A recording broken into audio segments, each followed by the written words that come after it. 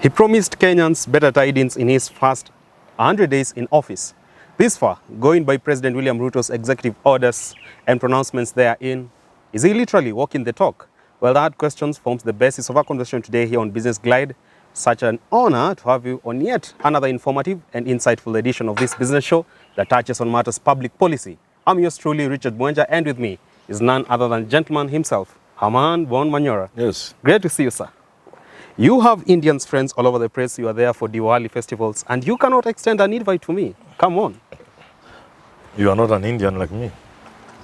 You're not an Indian? Yeah.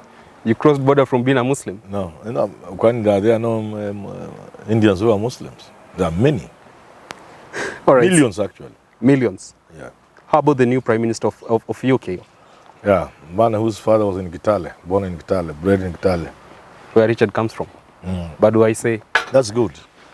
That's good. The world is changing. All right, sir. Let's delve into the subject of today. We are looking at matters to do with the promises the Hustler government made to all Kenyans at large, those who voted for them and those who never voted for them. In the first 100 days of office, it was all about bringing the cost of living down. And the main subject therein was the prices of basic commodities such as unga. You've seen just a few days ago the president made pronouncement and he said he should be given a 1-year wiggle room so that he can bring the cost of unga down and do away with the subsidies and other short-term interventions. Yes. From where you sit, as someone who actually went through the entire public policy on food, do you think it is a case of double speak for President William Ruto, or it's literally him extending the thing of false promises that are there during the campaign period? I don't think it's double speak. I think Ruto, as he was campaigning, he knew what he was saying was not true. But he wanted votes. And you can't blame him. That's how people get votes. Yeah, so the average voter is gullible. The average voter can swallow anything. If Ruto knew what he was saying was not true, he knew he did not believe they can do those things. Ruto aside, for DP... There's a clip you should play for your viewers, if there's space, from this Prime Minister of UK, the Indian boy. He's saying the economy is in a crisis, but he's going to fix it. He said, I'm going to fix this economy. My promise to the British people, I'm going to fix this economy. It is in a crisis, and I'm under no illusion, but I'm going to fix it. He's not giving excuses. He says he's going to fix it. And that's what Ruto should do. Say, I'm going to fix the economy. I'm going to fix the cost of living. I'm going to ensure maize flour is affordable tomorrow, if not yesterday. And not you give me a year. Ruto aside for a second, we've seen the DP Gachagua. Yes. Just when the court petition was going on, he said, why not for Raila Odinga taking us to the court to nullify election, we will have by then brought the cost of unga down. Now, this is the president asking for a 1-year wiggle room. And then the DP was saying, why not for the Supreme Court petition? They will have brought it down. What does it make you think of this new administration? Were they not ready for power? They were not ready for power. I'm not seeing any indication that Ruto and Gachagua knew they could be president. They were not prepared to be president, to rule the country. But it's okay. They are not the first people to do that. Many people get into power without an idea of what it means to be in power. Although there are people who are prepared, and from day one you can see them, they knew what they were going into. Like this British Prime Minister. He's under no illusion, it's a simple job. But he's not going to be distracted by the magnitude of the scale of the problem. He's delving into it. He's prepared for it. I think Ruto and Gachagua are not prepared. But then again, very recently... So I get the impression, either they didn't know the situation well enough, or they are simply not prepared, or worse still, they don't have the capacity to know and to deal with. Any of those can happen. How can they justify that they don't have the capacity? Yet very recently, they did set up the Council of Economic Advisors. You saw Devin D in there and a whole committee there in. For the president to say the words he just said very recently, does it nullify the presence and the essence of that council? Let me tell you. When you get into office as president or prime minister, you have a very limited time. The president of the United States of America has only 4 years. In the UK, it can be as short as a day. This guy who's taking over is the 3rd prime minister in 7 weeks in the UK. In 7 weeks, he's the 3rd prime minister. Can it happen in Africa? Not Africa, Kenya. I've been saying this thing of somebody thinking 2027, it is going to come to an end. Ruto can go home next year. This is where we are headed. This is where the world is headed. You get it? There was so much turbulence in the US during Trump that the possibility of him going midstream was always there. And an attempt was made through impeachment at Congress level. You saved by the trial, by Senate during trial. This is where the world is moving.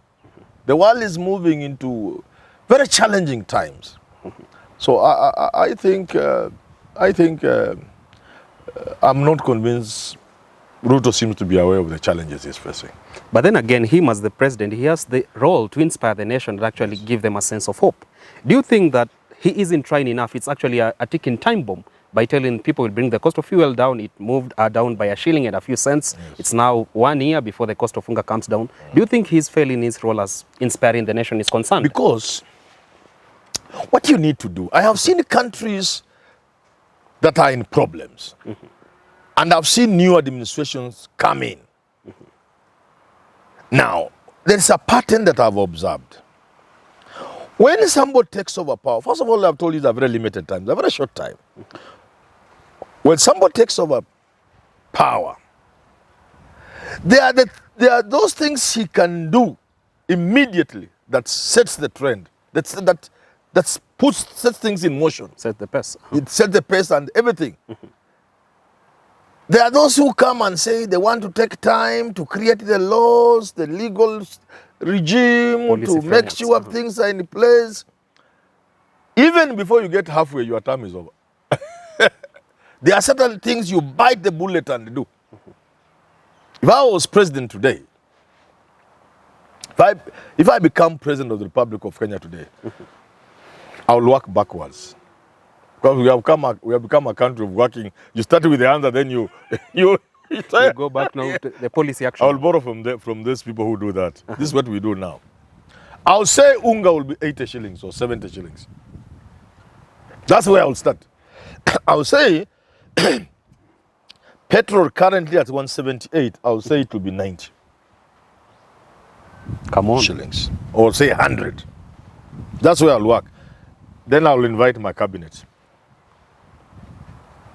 And I'll tell them, we are going to make unga 70 shillings and the petrol 100 shillings. Get out of the office. And then Mufanya, report back after 2 days. As cabinet.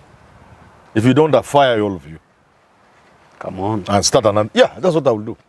There's no time. If you tell Kenyans now, unga, you need a year, your government can go down. But then again, he could be saying all this because he said he doesn't want short-term intervention. So there's nothing like short-term. Governments are doing these things across the world all the time. Forget about subsidy. What are you talking about? Do these Gachagwas know anything about how governments work? The Ruto'S. How did America save the economy from collapse in 2008? Billions of US dollars were given to individual companies. Billions of dollars. How much check was written during COVID by the American government to give to people, to give to institutions, to save the collapse of corporate entities in America? Government spend huge dollars of public resources to bail out private companies.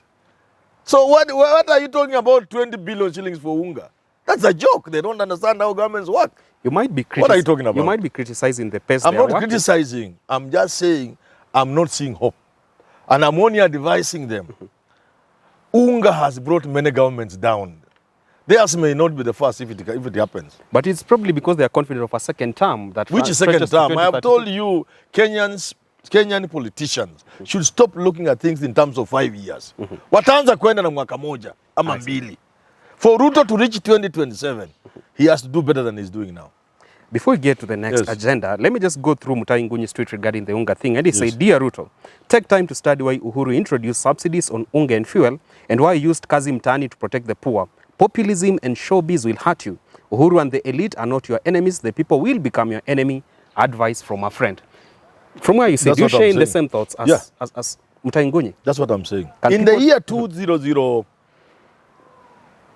around 2008 or 2009, Ruto, William Ruto, then minister in charge of agriculture, if I'm not wrong. Agriculture.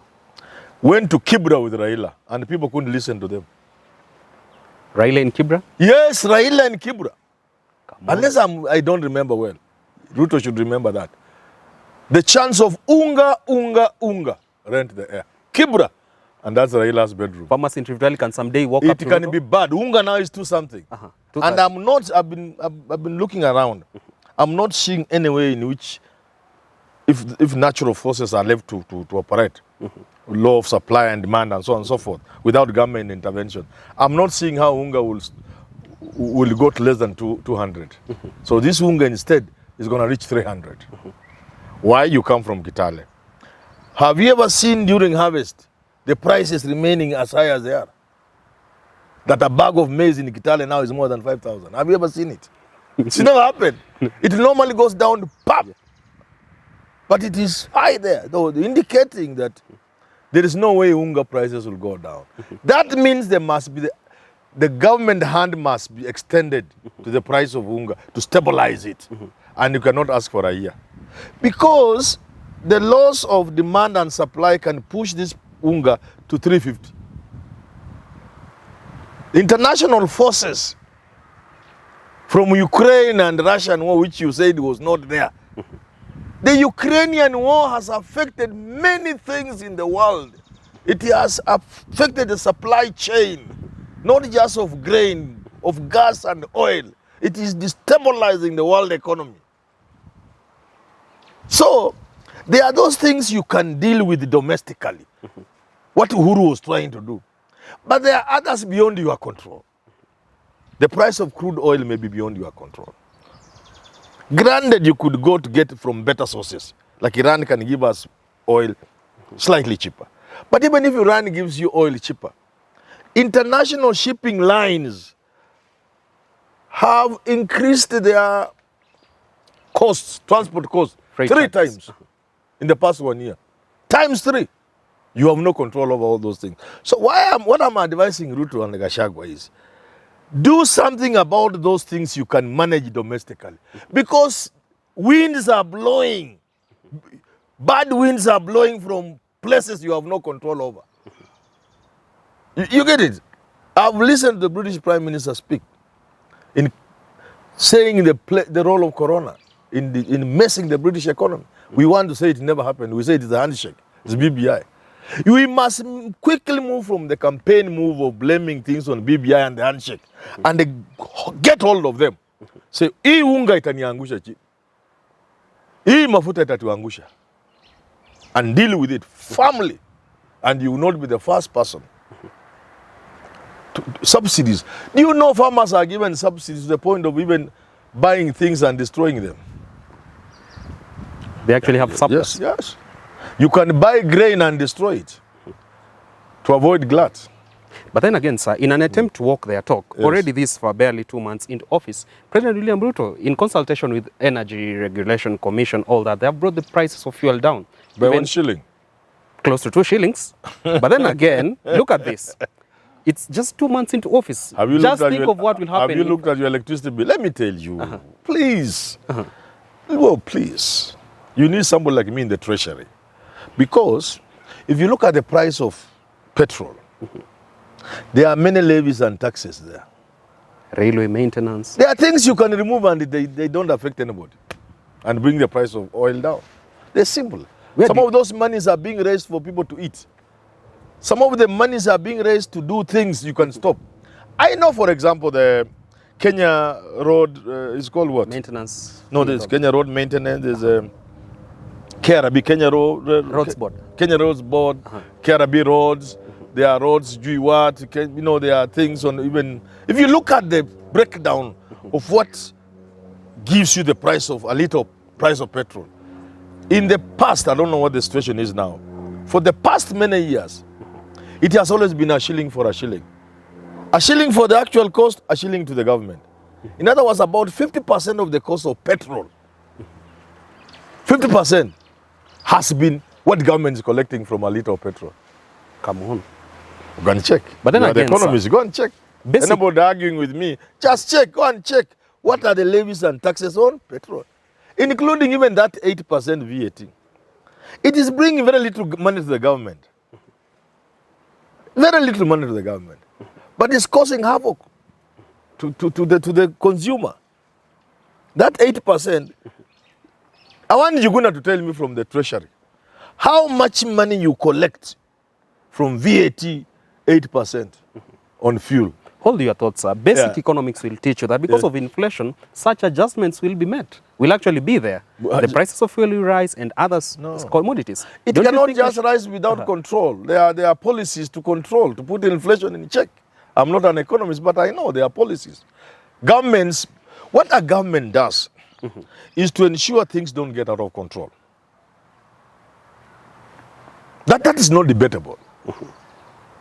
And if you allow the process of demand and supply to take charge in Kenya and ask for a year, it may be too late. Because I can see us, in the next 3-4 months, the price of unga will be 300 shillings.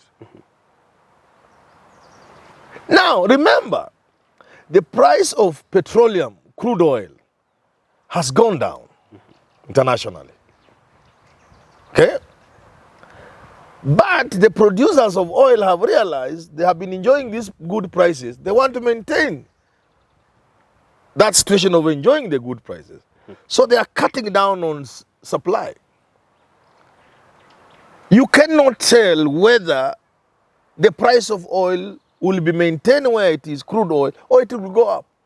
So while you are asking for a year on unga, you have no control over the price of oil. Because it can go up. So you have a liter of petrol going to 250, now unga iko 350. How you can remain in State House? To me, I find it to be a dream. You go home. It's very simple. You go home. And you'll not be the first person. But then again, he was voted into State House by the Hustler Nation. Yes. And in his commitment, before election and even after election, it was that he's going to give them some decency and dignity actually in labor. You've seen him just very recently commission the construction of over 4,000 housing units in Kibera. And he has made a promise to make such slum dwellers into the biggest owners of real estate they are in, to make the slums the biggest real estate beneficiaries. In his housing agenda, affordable housing agenda, in the next 4 years, if he has actually already launched over 4,000 construction units. How much has Uhuru done? Over 10 years. We are talking about someone who... Uhuru started 2018, 2019. The big four started after elections. How many houses has Uhuru done? Including the ones Ruto was opening. Let me tell you something. I want this country to think big, because we are going to collapse as a country. I can foresee a revolution coming. None of us will benefit from it. Not even the people in the streets, not the hustler, not the politician, not you, not I. Because those kind of revolutions destroy. They don't do anything good. Kibaki and Raila started what they call slum upgrading. There are a few houses up Kibra, those dirty houses. High-rise buildings. Yeah. Then I saw they were celebrating it. And I've talked about it on this show. I calculated how many units they had built. Then I asked myself, let's have a very conservative estimate of people in Kibra. People are saying 1 million, no. 200, no. Let's just say Kibra has 50,000 people. At that rate, it will take 300 years for them to be settled. It is stupid thinking, cheap thinking that will bring this country down. It's going to bring partners on board. So when I saw Ruto celebrating 4,000, I asked, is it Hussein Mohammed or somebody? Hussein, spokesperson. Tweet, I asked, will I not be right to say then it will take 100 years to settle people with that slum? The journey of 1,000 miles? It's not thinking. They are not thinking. They are simply not thinking. How different can they do it for slum dwellers? No, they are simply not thinking. You have to get out of the box. If Manyora is the president of this country, in 10 years, the worst building, the worst estate, the worst, the lowest will be Buruburu or Umoja. That's the lowest. That will be the slum. There will be nothing like Kibra. There will be nothing like Kawangware. Nothing like Kangemi. I will flatten all those things down. None of them. There will be no Kibra. I will flatten it. We must give our people dignity of living in the 21st century. You cannot talk of a 21st century citizen living in Ngwaro. I will flatten them in 5 years. Hakuna hata moja utaona. Waafrika wataishi maisha kama binadamu. Flash water in the house, everything. It is possible. But then, and you don't even need a lot of money. You just need to think. With our constrained fiscal space, then Which physical space? Then that will need us to Which bring our physical international community partners Which one? What for? to partner with us. What for? You don't need. With a budget deficit. To remove Kibera, you don't do 4,000 units somewhere near to Kibera. You look for land. And there's a lot of land here between here and Ololua Forest. Prison forest here, Nairobi Showground. That forest, you allocate it for land, for Nini. Nairobi National Park. Animals cannot be roaming on 29,000 acres of land when Kenyans are living in Kibera. People cannot be planting pineapples in the metropolis, in Nairobi. In the city, you are planting pineapples and trees and rearing animals, and people are living in Guaro. You think that big. Export earnings. Or you allocate them land to plant pineapples. How can you plant trees in the city when people are slinging Kiandutu next to it? This requires big thinking. I see. And the love for your citizens. People who have transformed their countries have thought out of the box. There is a lot of space between, if you are in Ngong, between Ngong and Maimayu. That is idle land. Government can pump water there, do roads, do sewage, take their schools and everything, and have serious housing projects there to get Kenyans out of the indignity of using flying toilets. We are short of time on matters revisiting big thinking. We'll do so in our next edition of Business Glide. We'll continue this subject until when we have pumped with enough knowledge on really literally breaking down such public policy and executive orders therein that have been issued by President William Ruto. Time for Fan of the Week. It is none other than Mama Leah Kemei from Kapkoi Saison. From Kapkoi Saison. Leah, thank you. Thank you, Sana, for being part of our family. All right. Until next time on Business Glide, my name is Richard Mwenja. Up next on your screen is the Business Glide African Proverb of the Day.